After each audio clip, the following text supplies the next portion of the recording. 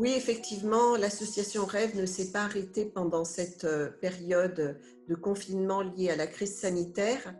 Au contraire, je dirais, tout le monde s'est investi. Vraiment, je crois que je suis fière de mes salariés, de mes bénévoles et de tous ceux qui nous ont accompagnés en termes de communication, en termes de soutien, en termes d'accompagnement.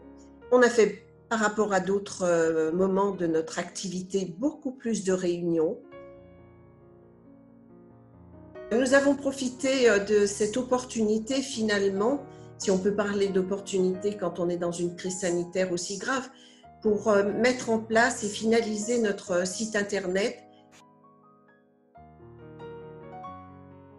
Chaque délégation a eu en charge de se préoccuper des siens. Alors les siens, c'est bien entendu les bénévoles, c'est aussi ces enfants qui sont dans leur proximité géographique, leurs parents. Merci à vous, nos partenaires, d'avoir joué le jeu. Alors, certains partenaires ont organisé des soutiens virtuels. On a eu une entreprise qui s'appelle Rouchette qui a organisé un concours qui s'appelle Destine-moi la botte de tes rêves. On a eu aussi des chocolatiers qui avaient prévu pour Pâques de faire don de cocottes pour les enfants et qui du coup ont été les distribuer dans les services de pédiatrie. On a en cours pour le mois de juin, par exemple, la foulée véloise dans la région de Provence, qui est une course qu'ils ont nommée virtuelle, solidaire et solitaire. La course des héros aura lieu, comme habituellement, le 28 juin. Bien entendu, elle sera virtuelle pour protéger tout un chacun contre le virus.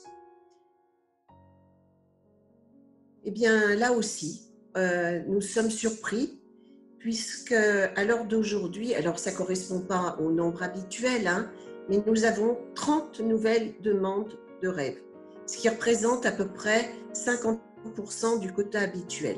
Elles sont encore en attente de l'ouverture des parcs, de la possibilité de se déplacer à l'étranger, mais pour certains, au regard de la dégradation de leur état de santé, donc des enfants qui sont en soins palliatifs, nous avons pu réaliser leurs rêves. Du coup, on a réalisé le rêve de Jessie qui souhaitait aller au zoo de Beauval. Et merci, le zoo s'est mis en devoir de réaliser un séjour virtuel pour Jessie. Merci à eux, merci aux soigneurs qui ont vraiment joué le jeu. Et puis il y a Gaspard, un petit garçon de 9 ans qui rêve de faire un baptême de l'air. C'est un proche qui nous a envoyé cette demande qui m'a particulièrement touchée et je tiens à vous lire ces paroles. Si nous ne pouvons pas rajouter de jours à la vie, alors rajoutons de la vie à ces derniers jours. Je pense que ça révèle toute l'importance du rêve pour l'enfant, quel que soit son état de santé. Nous sommes vraiment dans l'après et nous sommes prêts et nous avons besoin de vous. Nous avons besoin de votre soutien car sans vous, nous ne pourrions pas réaliser leurs rêves. Alors, merci, vraiment, vraiment, merci pour eux.